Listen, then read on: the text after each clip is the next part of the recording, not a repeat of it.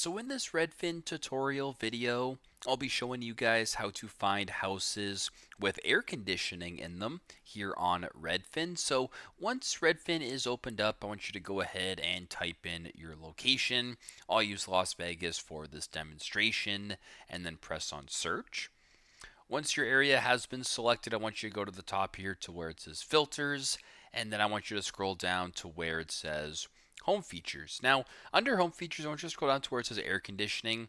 Go ahead and make sure that air conditioning is checked. Once that is done, go to the bottom right, press on see homes. Now, what your search is going to be refining to is homes or listings, I should say, that offer air conditioning in them. So very straightforward, very simple.